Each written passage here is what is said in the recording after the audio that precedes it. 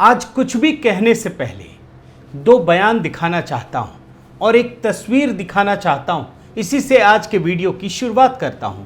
पहले दो बयान, एक कांग्रेसी नेता का बयान है और दूसरा आम आदमी पार्टी के नेता का बयान है।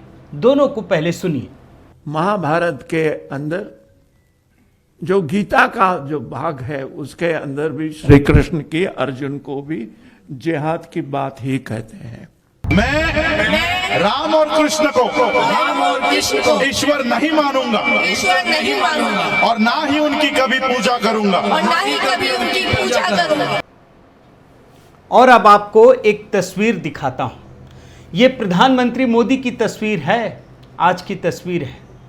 केदारनाथ से शुरू हुई है ये इनकी आध्यात्मिक यात्रा और ये केदारनाथ बद्रीनाथ होते हुए अयोध्या पहुंचेगी। हर तरफ एक सुखद एहसास। और याद रखिए, ये तीनों वीडियो इस देश के 130 करोड़ नागरिकों को एक संदेश दे रहे हैं। कांग्रेस और आम आदमी पार्टी ने जहां सनातन संस्कृति को बदनाम करने का अभियान छेड़ा हुआ है, तो वहीं प्रधानमंत्री मोदी आध्यात्मिक, सांस्कृतिक, सामाजिक और आर्थिक चेतना के पुनर्जागरण के अभियान में जुटे हुए हैं। अब आप प्रधानमंत्री मोदी को पल भर के लिए छोड़ दीजिए और इन दोनों नेताओं को देखिए। एक कांग्रेसी नेता और एक आम आदमी पार्टी का नेता, एक गांधी परिवार का करीबी और दूसरा केजरीवाल का करीबी।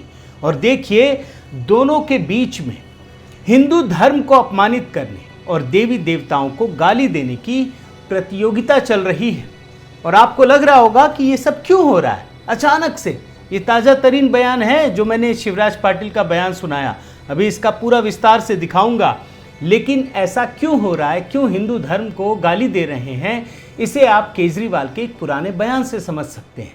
पहले एक छोटा सा हिस्सा वो भी सुनिए। कांग्रेस की अपने दम पे एक भी सीट नहीं आ रही है, केवल और केवल वो, और हिंदुओं के अंदर उनका कोई वोट नहीं पड़ रहा, केवल माइनॉरिटी कम्युनिटी के वोट वो डिस्ट्रीब्यूट करेगी, कंफ्यूजन क्रिएट करेगी। केजरीवाल का ये बयान ये बताने के लिए काफ़ी है कि गुजरात के मुसलमानों को अपनी तरफ आकर्षित करने के लिए, उनका वोट हासिल करने के लिए केजरीवाल की पार्टी और गांधी परिवार की पार्टी, अब तो खड़गे की पार्टी हो गई है, लेकिन आप समझ रहे हैं पर्दे के पीछे कौन है।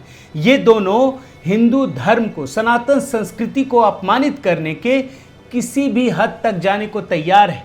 आज के इस वीडियो में मैं डिटेल्ड न्यूज़ देने के अलावा एक एनालिसिस आपके सामने रखने की कोशिश करूंगा।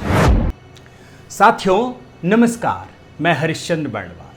अभी जो आपने केजरीवाल का बयान सुना है, कुछ समझ में आया आपको?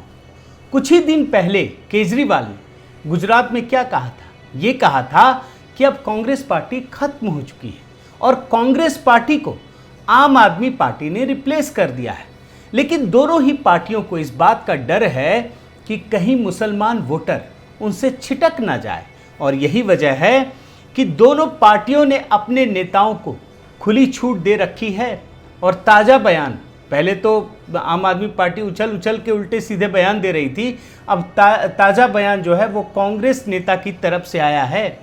दरअसल खड़गे के अध्यक्ष बनते ही, कांग्रेस का अध्यक्ष बनते ही गांधी परिवार ने और विशेष करके राहुल गांधी ने अपना खेल शुरू कर दिया है, अपना एजेंडा चलाना शुरू कर दिया है। और वही एजेंडा जो भारत जोड़ो यात्रा से शुरू हुआ था। आप भूले नहीं होंगे कि ये जो पादरी हैं पुनैया, उनके साथ मिलकर राहुल गांधी ने कैसे हिंदू देवी देवताओं का अपमान किया था। अब गांधी परिवार के सबसे करीबी नेता और कांग्रेस के दिग्गज नेता, पूर्व गृह मंत्री इस देश के शिवराज पाटिल, देखिए कैसे उन्होंने हिंदुओं को अपमानित करने वाली बात कही है। सुनिए। महाभारत के अंदर जो गीता का जो भाग है उसके अंदर भी श्री कृष्ण की अर्जुन को भी जिहाद की बात ही कहते हैं। देख रहे हैं ना, भगवान कृष्ण को जिहादी बता रहे हैं और ये कह रहे हैं कि वो अर्जुन को जिहाद सिखा रहे थे।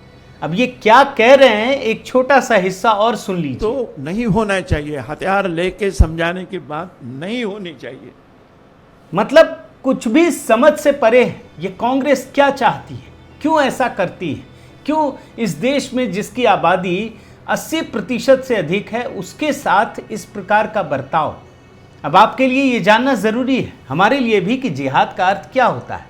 और मैं व्यक्तिगत रूप से ये मानकर चलता हूँ कि धर्म ग्रंथ में जो भी लिखा होगा जिहाद के बारे में वो अच्छा ही लिखा होगा, ये मानकर चलना भी चाहिए और मैं मानकर चल रहा हूँ। लेकिन जिस तरीके से पिछले कुछ दशकों में मुस्लिम कट्टरपंथियों ने जिहाद का अर्थ समझाया है वो निराशाजनक है। अब मैं अपनी बात क्या कहूँ, इस संदर्भ में मैंने सीधा एक रिपोर्ट आपको दिखाने की कोशिश की। आप देखिए इसमें क्या लिखा है। इस्लाम में यह तबका बेहद छोटा है जो आतंकवाद या हिंसा से जिहाद को जोड़ता है। ये ऐसी ताकतें हैं जो अपनी बात रखवाने के लिए हथियार का सहारा लेती हैं। इसका बड़ा उदाहरण 1980 के दशक में अफगानिस्तान में देखने को मिला। अब ये बात बताने का मकसद ये है कि जिन अर्थों में इस समय जिहाद का अर्थ लगाया जा रहा है उन्हीं अर्थों में शिवराज पाटिल ने ये बात कही है, और तब जाकर वो जिहाद, भगवान कृष्ण को जिहादी बताने की वो साजिश कर रहे हैं ताकि हिंदू धर्म को अपमानित किया जा सके। अब आपके पास एक सवाल ये भी उठ सकता है, क्योंकि अभी जो नई पीढ़ी के लोग हैं वो शिवराज पाटिल को जानते हैं नहीं जानते हैं ये भी समझना मुश्किल है। तो शिवराज पाटिल हैं कौन ये भी समझ लीजिए। गांधी परिवार के सबसे करीबी नेता, और कैसे करीबी रहे ये भी आप देख लीजिए। साल 2004 में जब सोनिया गांधी ने अपनी सरकार बनाई थी ना, इस देश में 10 साल तक सरकार रही थी, तो जो पहला गृह मंत्री बनाया था वो यही शिवराज पाटिल थे। आप देख लीजिए, और पूरे 4 साल तक गृह मंत्री रहे। और याद रखिए ये वही शिवराज पाटिल हैं जिनके समय में मुंबई में आतंकी हमला हुआ था। जी हाँ, पाकिस्तानी आतंकियों ने हमला किया था। एकदम आतंकवादियों ने दहशत का खुला खेल खेला था, और इसी के बाद गृह मंत्री पद से उन्हें मजबूरी में हटाया गया क्योंकि सरकार की छवि एकदम से खराब हो चुकी थी। और तब आपको जिहाद का अर्थ समझ में आएगा कि शिवराज पाटिल किस अर्थ में ले रहे हैं। और जब शिवराज पाटिल को हटाया गया तो सोनिया गांधी ने किसे गृह मंत्री बनाया ये भी समझ लीजिए। पी चिदम्बरम को बनाया था। और पी चिदम्बरम कौन है, क्या है, ये बताने की ज़रूरत है क्या? पी चिदम्बरम वही शख्स हैं जिन्होंने पूरी दुनिया के सामने हिंदू धर्म को बदनाम करने के लिए भगवा आतंकवाद शब्द गढ़ा था। आप देख लीजिए, और डंके की चोट पर इसकी घोषणा की थी। अब हिंदुओं को अपमानित करने की ये जो परंपरा है ना कांग्रेस में, ये मैं दिखाना चाह रहा हूँ। ऐसा नहीं कि शिवराज पाटिल ने अचानक बोल दिया। शिवराज पाटिल का हो सकता है कांग्रेस खंडन कर दे, गांधी परिवार खंडन कर दे, तो ये पूरी लीक है। वही मैं आपको दिखाने की कोशिश कर रहा हूँ। जो भारत जोड़ो यात्रा से शुरू हुई यहाँ पर आकर पहुँची है, जो साल 2004 में शुरू हुई, गृह मंत्री पी चिदम्बरम उस समय वहाँ भी चली, और आज भी ये चीज़ें चल रही हैं। यानी कांग्रेस और आम आदमी पार्टी के बीच प्रतियोगिता चल रही है। सनातन संस्कृति के खिलाफ गांधी परिवार से जुड़ी कुछ चीज़ें और दिखाऊंगा, लेकिन उससे पहले हाल के कुछ बयान दिखाता हूं। ये बयान केजरीवाल की पार्टी से जुड़ा हुआ है, और आप समझ लीजिए कि दोनों के बीच किसी भी हद तक जाने की प्रतियोगिता हो रही है। अब जो बयान है ये केजरीवाल के मंत्री, उस समय कैबिनेट मंत्री थे राजेंद्र पाल गौतम, उन्होंने तो जो बयान दिया वो सारी हदों को पार कर देने वाला है। आप उसका एक हिस्सा सुन लीजिए। ब्रह्मा विष्णु और महेश को कभी ईश्वर नहीं मानूंगा, और ना ही उनकी पूजा करूंगा। मैं राम और कृष्ण को ईश्वर नहीं मानूंगा, और ना ही उनकी कभी पूजा करूंगा। मैं गौरी गणपति आदि हिंदू धर्म के किसी भी देवी देवताओं को नहीं मानूंगा, और ना ही उनकी पूजा करूंगा। देख रहे हैं ना राजेंद्र पाल गौतम क्या कर रहे हैं? ये धर्मांतरण की शपथ दिला रहे हैं और हिंदू धर्म को गाली दे रहे हैं, सनातन संस्कृति को अपमानित कर रहे हैं। वजह वही है, गुजरात के मुस्लिम वोटरों को अपनी ओर खींचना। और ये काम गुजरात में आम आदमी पार्टी के अध्यक्ष केजरीवाल के सबसे करीबी नेता गोपाल इटालिया भी करते हैं, और वो जानते हैं वो सीधे मंदिरों को गाली देते हैं। कहते क्या हैं कि ये तो महिलाओं के शोषण का अड्डा है। आप ये भी बयान सुन लीजिए। मारी तमारी माता बहनों ने पण रिक्वेस्ट करवी जोईए कि हे मारी मावड़ीओ, हे मारी बहनों, हे मारी दीकरीओ, कथाओं के मंदिरों में तमारू कई वळवानुं छे नहीं। ए शोषणना घर छे। जो तमारे तमारो अधिकार जोतो होय, आ देश उपर तमारे शासन करवुं होय, समान दरज्जो जोतो होय, तो कथाओं में जे नाचवाना बदले मारी बहनों, मारी मावड़ीओ आ वांचो। वैसे कांग्रेस और केजरीवाल एक ही थाली के चट्टे बट्टे हैं। अभी जो केजरीवाल के नेता ने कहा ना, ये काफी पहले राहुल गांधी कह चुके हैं, और वो तो यहां तक कह चुके हैं मंदिरों को बदनाम करने के लिए कि जो मंदिर जाते हैं वो लड़कियों को छेड़ते हैं। एक हिस्सा आप वो भी सुन लीजिए। लोग मंदिर में जाते हैं, मत्था टेकते हैं, देवी की पूजा करते हैं।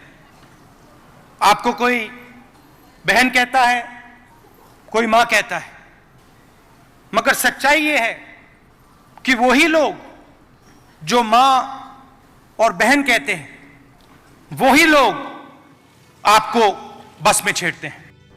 अब आप इन परिस्थितियों में जब प्रधानमंत्री मोदी को देखेंगे ना, तो आपको एक अलग अनुभूति होगी।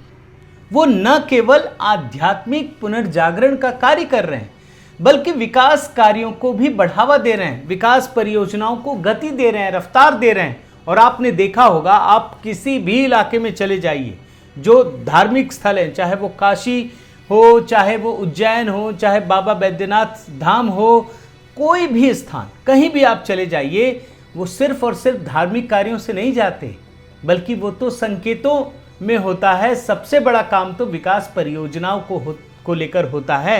लेकिन केजरीवाल जी क्या करते हैं? अब आप देखिए ना, अयोध्या से लेकर केदारनाथ, बद्रीनाथ में पीएम जो काम करेंगे ना, तो केजरीवाल जी उस पर टपक कर क्या करेंगे कि मैं तो फ्री में अयोध्या भेज दूंगा। अरे भाई, अयोध्या में जब राम मंदिर का निर्माण होगा तब तो भेजोगे।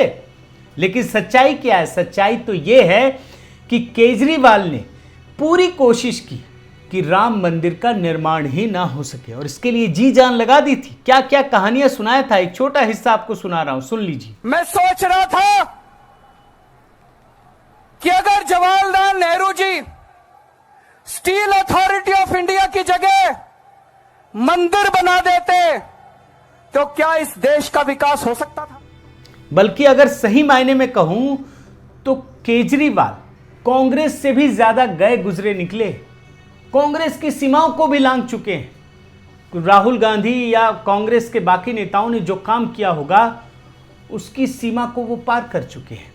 और सिर्फ उन्होंने राम मंदिर निर्माण को रोकने की कोशिश नहीं की, बल्कि अपनी पूरी टीम को लगा दिया कि किसी ना किसी प्रकार से अड़चन पैदा करते रहो, बताते रहो झूठी झूठी कहानियां। आप देख लीजिए क्या कहते हैं इसके मंत्री और विधायक और सांसद। देखिए, मेरा स्टैंड है कि राम मंदिर और मस्जिद दोनों वालों से पूछ लो, और अगर दोनों की सहमति हो तो वहां एक अच्छी यूनिवर्सिटी बनवा दो। राम मंदिर बनाने से राम राज्य नहीं आएगा। हवा में उड़ गए जय श्री राम, हवा में उड़ गए जय श्री राम। और बात सिर्फ इतनी नहीं है कि शुरू में इन्होंने विरोध किया। जब राम मंदिर निर्माण का मार्ग प्रशस्त हो गया, प्रधानमंत्री मोदी ने राम मंदिर ट्रस्ट की स्थापना कर दी, तो जानते हैं इन लोगों ने ट्रस्ट को ही बदनाम करना शुरू कर दिया। कहने लगे कि जमीन में घोटाला हुआ है, 1 रुपया नहीं दिया होगा इन्होंने। लेकिन ट्रस्ट के उन लोगों को बदनाम करना शुरू कर दिया जिन्होंने अपना पूरा जीवन भगवान राम के लिए, भगवान राम की सेवा में समर्पित कर दिया है। और केजरीवाल और उनकी पार्टी ने सिर्फ राम मंदिर निर्माण का विरोध किया हो, ये भी नहीं है। आपको मैं एक चीज दिखाता हूं कि किस प्रकार से केजरीवाल ने भगवान हनुमान को हिंसा फैलाने वाला बता दिया। 16 फरवरी, आप ये देखिए, 2016 को केजरीवाल ने ट्वीट कर एक कार्टून शेयर किया जिसमें हनुमान जी को देश के विभिन्न हिस्सों में आग लगाते हुए दिखाया गया है। केजरीवाल किस प्रकार से सनातन संस्कृति का अपमान करते हैं, इसका एक सबूत 20 मार्च 2019 को आप देखिए। उस समय देखने को मिला जब केजरीवाल ने मांगलिक कार्यों में इस्तेमाल होने वाले स्वास्तिक चिन्ह का अपमान किया था। अब ये समझ लीजिए कि कांग्रेस हो या केजरीवाल, दोनों चुनावी हिंदू बने हुए घूमते रहते हैं, सिर्फ इसलिए कि गुजरात में भाजपा को हराना है। इसलिए जहां मौका मिलता है, अगर कहीं हिंदू ज्यादा है तो चुनावी हिंदू बन जाते हैं, जहां अल्पसंख्यक ज्यादा, मुस्लिम ज्यादा हैं, वहां वो बदनाम करने लगते हैं। और आपको तो याद होगा दोस्तों कि राहुल गांधी ने जो टेम्पल रन शुरू किया था ना, वो गुजरात चुनाव में ही किया था, और वहीं केजरीवाल 2 कदम आगे बढ़ गए और खुद को तो उन्होंने कृष्ण का अवतारी पुरुष बताना शुरू कर दिया। आप देख लीजिए। लेकिन दोनों को डर है कि इस चक्कर में कहीं मुस्लिम वोट न छिटक जाए, और इसीलिए खुलेआम सबके सामने अनाप शनाप गालियां देते हुए मुस्लिम तुष्टीकरण कर रहे हैं। और एक समय दोस्तों केजरीवाल ने इसे खुलकर स्वीकार भी किया था। आपको एक छोटा सा बयान सुनाना चाहता हूं, सुनिए। आज मुसलमान हमारे को ये देख रहा है कि मोदी का रथ रोक सकता है तो केवल आम आदमी पार्टी रोक सकती है। अब आपके मन में ये सवाल उठ सकता है कि आखिर दोनों क्यों ऐसा करते हैं। इस देश में तो बहुसंख्यक हिंदुओं की आबादी है और अल्पसंख्यक है वो तो 10% है गुजरात में। तो इसका एक बहुत ही सिंपल सा रास्ता आपको बताता हूं कि क्यों करते हैं। इनको पता है कि अगर अल्पसंख्यक वोटर उनके साथ हो जाए, एक मुश्त मिल जाए, क्योंकि इनको पता है कि जो भाजपा को, सनातन संस्कृति को गाली देगा, जो ज़्यादा गाली देगा उसकी तरफ ये झुक जाएंगे, ऐसा इनका सोचना है। और दूसरी तरफ हिंदुओं को जातियों में, क्षेत्रों में तोड़ना बड़ा आसान है। आपस में लड़ा दो और एक जाति को भी अगर अपनी तरफ कर लिया तो ये चुनाव जीत जाएंगे। और यही कैलकुलेशन, यही गणित बिहार में लालू यादव, उत्तर प्रदेश में अखिलेश यादव, मुलायम यादव या फिर मायावती, काशीराम जैसे नेता करते रहे हैं। और यही कैलकुलेशन लेकर के केजरीवाल जी गुजरात में पहुंचे हुए हैं।